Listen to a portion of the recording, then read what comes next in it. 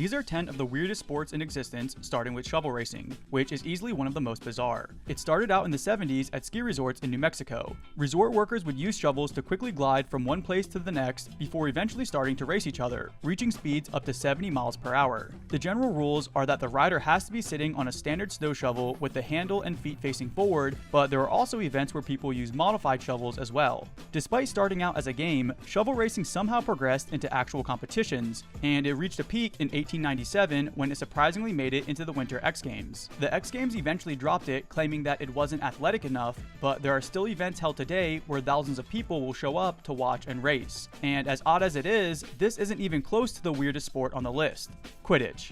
Anyone who's watched Harry Potter knows what Quidditch is, and believe it or not, people actually play it in real life. However, it is a lot less impressive. Instead of flying around on broomsticks like in the movies, people just run around while holding the broomstick between their legs while trying to throw a ball through a ring. Now, I don't think anyone should be made fun of for playing a game, but it is kind of hard to take seriously. Despite this, it is pretty legit, and there are even college teams at places like UC Berkeley, and there's also an International Quidditch Association. This is definitely one of the weirder sports in my opinion, but if you think there's one that's worse, feel free to leave it in the comments. Cheese running. Cheese running is a funny competition where people race down a hill in an effort to be the first person to catch a giant wheel of cheese. The event takes place on Cooper's Hill in a small village in England, and it's estimated to be a 600-year-old tradition.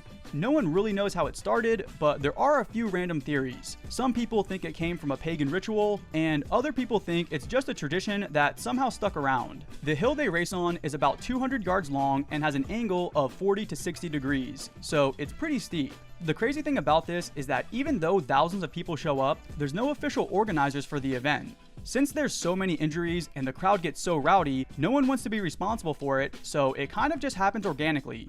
Currently, the record for the most wins is held by Chris Anderson with 23 for the men's race, and Flo Early has the record for the women's race with 4 wins. Again though, while this is a really odd sport, trust me when I say they get even weirder.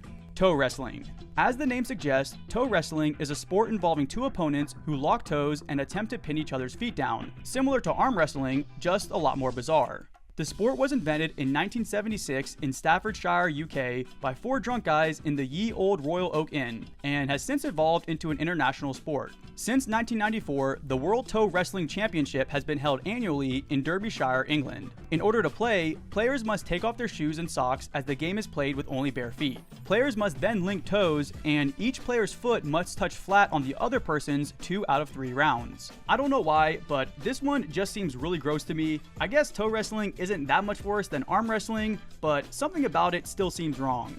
Unicycle hockey. Unicycle hockey is a team sport similar to rink hockey where players try to hit the ball with their sticks into the other team's goal, except that each player must be riding on a unicycle to play the ball, and there isn't a dedicated goalie. The first known instance of unicycle hockey was back in 1925, but it didn't really begin to get more popular until the 70s, likely because of the drugs everyone was on. Surprisingly, unicycle hockey is actually more popular than you would think. There are leagues and clubs in about a dozen different countries, and there are also international competitions. Similar to unicycle hockey, there's also unicycle polo. However, that's not quite as popular yet, so we'll see if it picks up. Lumberjack competitions. Now technically, lumberjack competitions aren't a single sport, but they're kind of wild, so they're worth mentioning. The Lumberjack World Championships are held annually in Hayward, Wisconsin, and first began back in 1960. Again, probably because of the drugs. There are 21 events for both men and women to compete for over $50,000 in prize money, which isn't a lot when you compare it to other sports, but it seems like a pretty good payout for simply being a really good lumberjack. Contestants typically come from the United States, Canada, Australia, and New Zealand, and the events include sawing, chopping, log rolling, and climbing to test the strength and agility of over 100 competitors. Jokes aside, a lot of the events do seem pretty difficult, so unlike other weird sports out there, winning a lumberjack event probably does take a lot of skill. Sky surfing. As you might have guessed, sky surfing is essentially when someone goes surfing, but in the sky. It's considered a type of skydiving and extreme sport in which the skydiver wears a custom sky surfboard attached to their feet and performs surfing-style acrobatics during the free fall. The boards used are generally smaller than actual surfboards, and look more like snowboards or even large skateboards. When you watch a video of someone sky surfing, it does somewhat resemble someone surfing on water, but realistically, it's basically just a form of skydiving. The amount of tricks someone can do sky surfing is somewhat limited, but people have still managed to get creative. The interesting thing about sky surfing is when people compete, they actually do it as a team, with one person being the surfer and one person being the filmer. When the team is judged, their score is made up 50% from the surfer and 50% from the filmer. The first official Sky Surf World Championship was held in Turkey in September of 1997. However, like a lot of action sports, sky surfing reached its peak in the late 90s when it was frequently on ESPN and the X Games before they eventually dropped it from the contest. Unlike sky surfing though, the next weird sport is still growing today.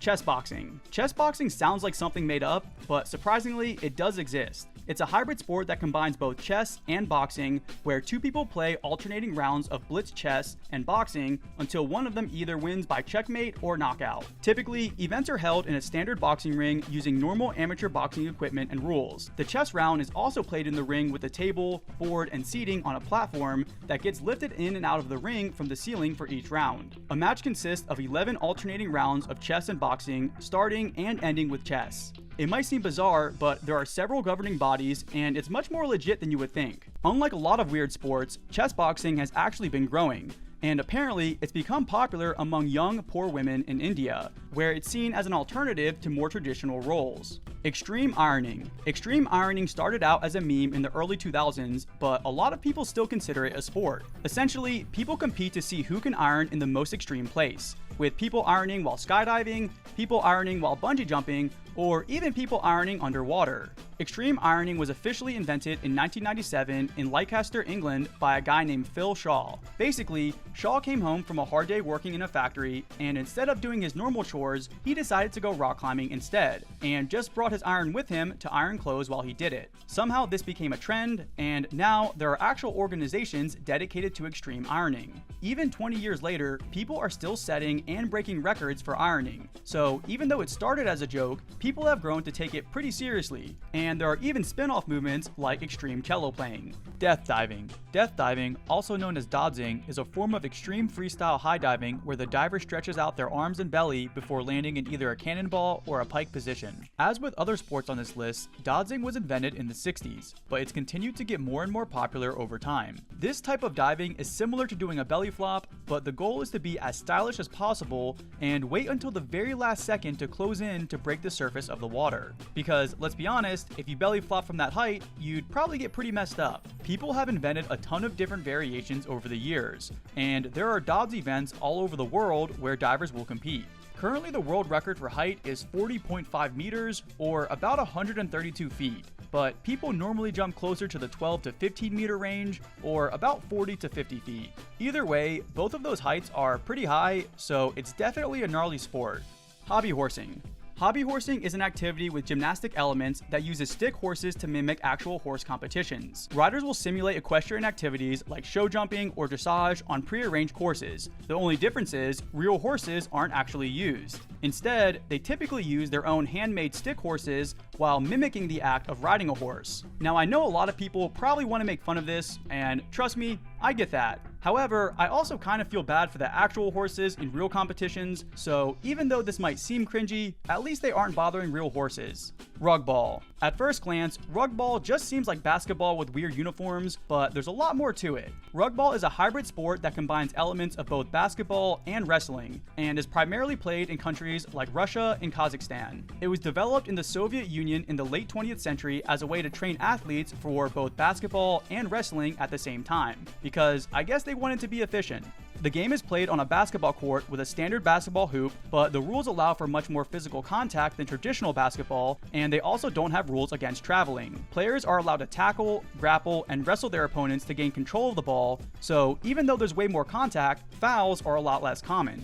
Despite the rough play, the main objective is similar to basketball: score points by shooting the ball into the opposing team's hoop. It's essentially just the real-life version of NBA Street, except it's played by Russians wearing spandex. Now, are these actually the weirdest sports out there? I don't really know, but let me know what you guys think in the comments.